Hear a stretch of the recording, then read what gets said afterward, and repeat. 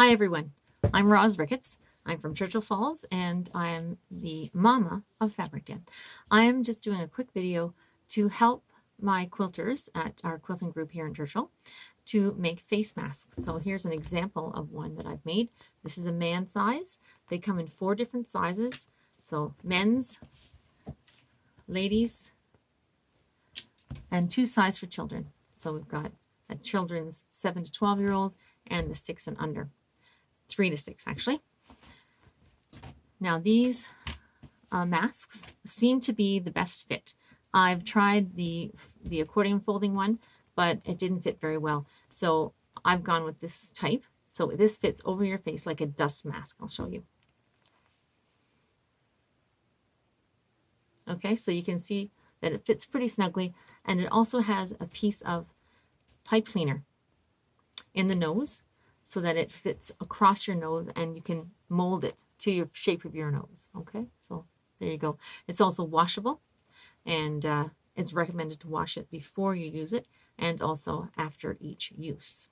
Okay, so the tricky part seems to be putting the pipe cleaner in. So I'm going to get to that as quickly as I can. But first of all, you'll need to look at your pattern. So this is the pattern. I got this pattern from it's called fabricpatch.net, and it's on YouTube, and they've got a few little tutorials there on how to do it. They have a couple different things that they do as opposed to me. They use, instead of using a pipe cleaner in the nose, they use a piece of foil from a pie plate or an oven pan, so that you can just cut it out with scissors and fold it into the piece. But I find these much easier to use. And they also, in this pattern, you'll see that there's 4 different sizes. I'm just going to get this paper over here. And you can get this from me through the Fabric Den.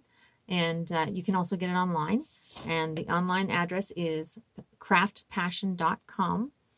And you can print that off for free use. Now, this pattern has 4 different sizes, but it does not include the allowance, the seam allowance. So you have to be careful that it says it right here. So make sure if you use the original pattern, you should use something to make the seam allowance for yourself. Okay, so you need a 1/4 inch seam around the whole thing. Now what I've done for my students is I've kind of cut those out and made the patterns for each size with the seam allowances in it. So if you get them from me, that's what you'll get as well. You'll need 2 cuts of this in opposite directions, so face to face, like this. So here's 2 pieces of bark style fabric for a man's, and you can see that there's 2 pieces, but they're kind of opposite, so they have to be put good sides together. So remember to cut 2 pieces opposite. And you'll need 2 pieces of the main color. You'll also need 2 pieces for lining. You can use the same fabric for lining. I don't, because I like to have it so that it's got an inside that's a different color. So when you're putting it on, it's easy to tell which is the outside, which is the inside. If you're using it for a few hours or a few minutes and you happen to take it off and put it back on, you don't want to put it back on with the dirty side facing your face. That's important.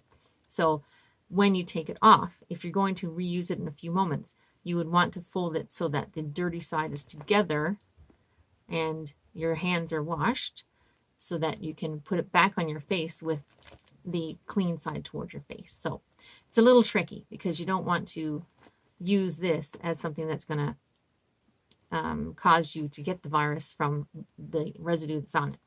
So it's not a disposable mask, so it has its own precautions with it. So when I make mine, I sew this rounded edge first, and that gives you the shape of the mask. So if I flip that, you can see that this is the shape of this men's mask. Okay? Now, you also need to do the lining the same. This has a 1/4 inch seam.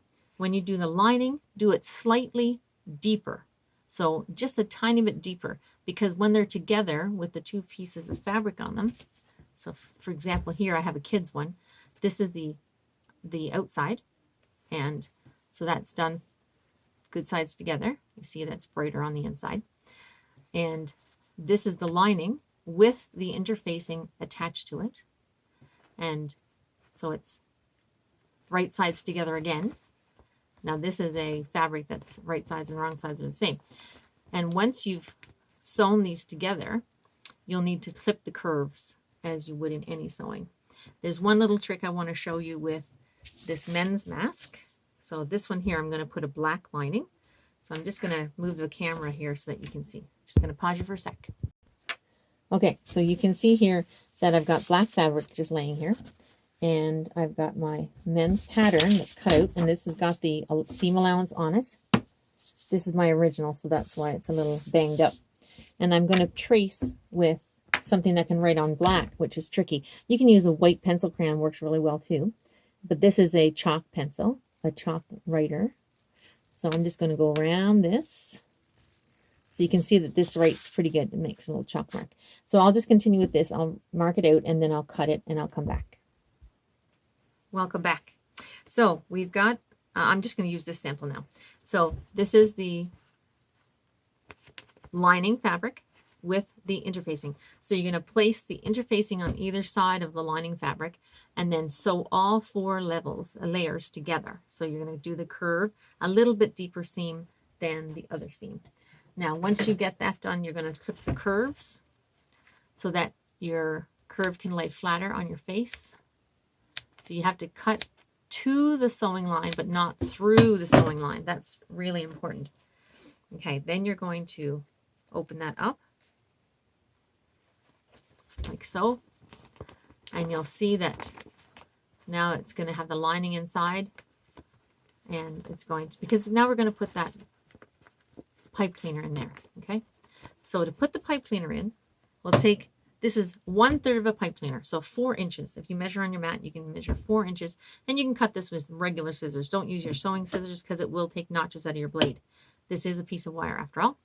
So take your little piece, 4-inch piece of pipe cleaner, and just kink the end about 1/4 inch on either end, and push it down nice and flat. That gets the sharp end of it away from your fabric, because this will poke through the fabric. Then you're going to find the center of it. So lay it down on your measuring tool and use 1.5 inches on each side. And there you go. You have the half found. Okay. So now you've got the middle of your little pipe cleaner. Okay. Now your pipe cleaner is going to fit at the high point of this. Okay. So this top edge is your nose. So this is going to fit in here. Now this is a kid's one, so this is not going to fit my face, but you're going to flatten out the fabric inside and lay your pipe cleaner 1/2 inch from the edge of the top edge. Okay, so you're going to put it in there and you're going to zigzag across. Now on my Janome, I set my zigzag on stitch number 8, but you may have a different number on yours. And the width of 5 is perfect, but you want the length to be about 1.0. Okay, and then we're going to sew across this.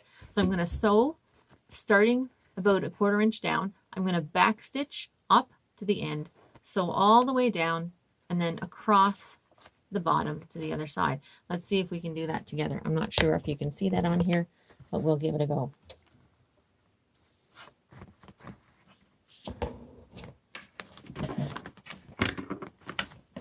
We've got all kinds of tools here.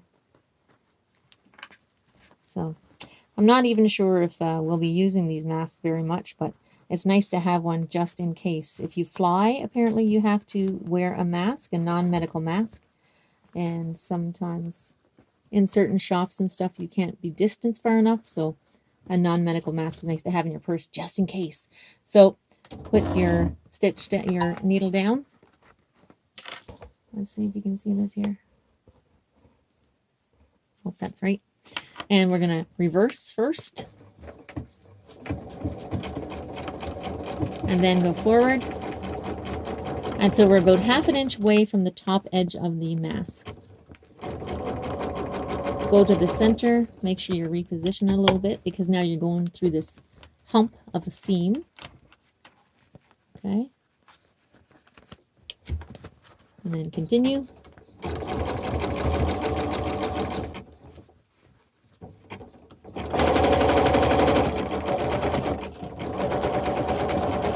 reverse again at the end. Don't use your cutter if you have one because it'll hit right on the wire. Done it. It'll damage your needle. So then snip it away. As you can see, I've used a coordinating thread with the lining fabric so that the zigzag doesn't show too much. Okay, so now you can, I don't know if you can see, there's the zigzag right across there. And on the inside, it looks like this. All right. Okay, just going to pause you for a sec. All right. Okay, so we've got this. Okay, and we've got this. Right? We're going to put those two together. So you're putting your lining on top of your, or underneath, sorry, you're putting your main fabric right sides together with your lining, and you're meeting the seams at the top. So split your seams open, take a couple of pins and pin that together to make it nice and solid for when you're sewing. Now, if you've sewn with me before, I don't use pins very often, but usually at the intersections I do. So you'll see that on the sides, it should meet pretty well. It may not meet perfectly, that's okay. And pin it at the one edge, pin it at the other edge.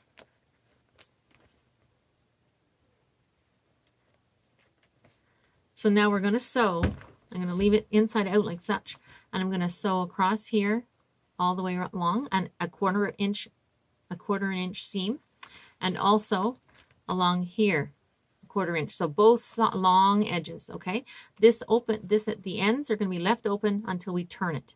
So we're going to do that first, and then we're going to turn it. All right, I'll be right back. You can do that part. Hi there. Okay, so now we're done sewing. So you should see the red thread. I hope you can see that. See the red seam? And you might see the lining sticking up over the interfacing. Okay, the interfacing doesn't cooperate as well as the fabric does. See a little bit of a shallow seam there. You just have to forgive me for that one. So we're going to turn this now, and then we're going to iron it. I haven't ironed up till now. You should be really impressed. Oh, by the way, make sure you backstitch here on each edge, because when you start turning it, it will open up your seam. So make sure you backstitch. You won't harm the wire by flipping it. It will come back into shape. Pipe cleaners are very forgiving. So this is pretty stiff with that interfacing in there, but you'll get it. Just work away. I think this fabric with the squiggles is super cute. And looks pretty good with the red, and I'm not even a red fan. Okay, so once you get it turned, you just kind of need to finger press the seam flat, and the interfacing will help hold that, because the interfacing will be a little bit thicker there, and it folds almost like paper rather than fabric. So okay, just have to heat up my iron. It goes to sleep on me. So I'm going to go to the iron. Hopefully you can see from where you are, but basically, okay, see now how nice it looks like the right form. And this is a kid's one, so see, it's too small for me. But we're going to iron, just lay it down and iron it here, lay it down and iron it there.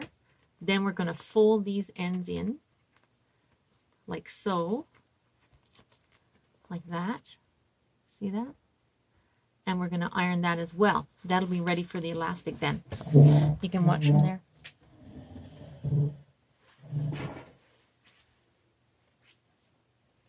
This is the type of interfacing I've used. It's called Stitch and Sew. It's got the green label. Okay. Now it doesn't have to be that type of interfacing, but I've had pretty good success with it. Almost any interfacing will do.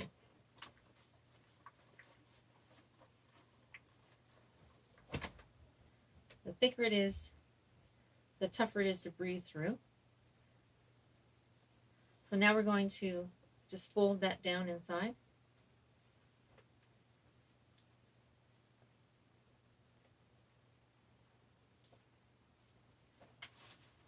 And iron that flat.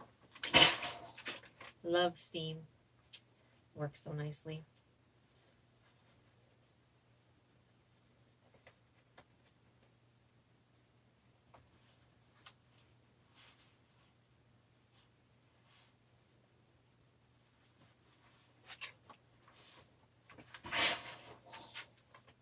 Okay.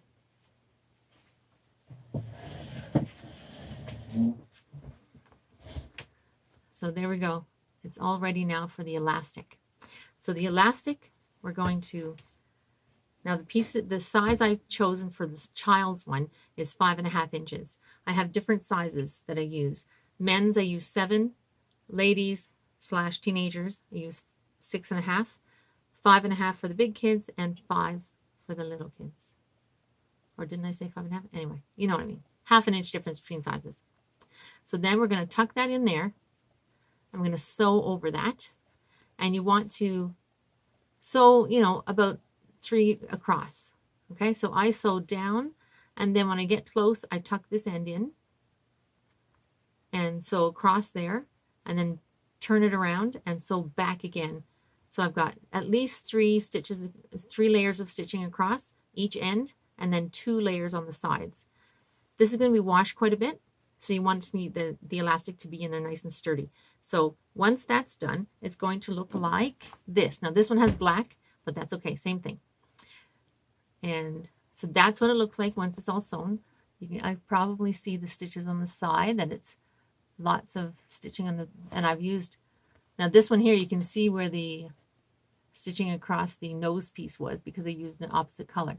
And on the end, you can see where it's been sewn 2 or 3 times across. All right, now some of mine have elastic. When I ran out of elastic, I started using laces, shoelaces. They work really well. So these ones have the skinny laces, like the dress shoelaces. So there's the inside of that one. And then I use the flat laces, the sports laces on this one. Some people don't like the elastics around their ears. And you can also put elastics for head by having a longer elastic. So the men's has a 13-inch elastic, and the kids has a 10-inch elastic around here. So all those sizes are written on my little pattern, but you join the one side to this to here. So join both long elastics to here, and then they'd be dangling. Then when you flip over, you would join them into the other side. So all basically the same. The tricky part is the nose part, and that is where I'm hoping that you've gotten that. Okay, so here's the ladies one that I've done. It's got a gray inside and the floral outside. I think they're pretty cute. But, when I go on a trip, maybe I'll look like this. Thanks for joining me. Hopefully it goes well. Call me with any questions or message me. That'd be great. Talk to you soon. Take care.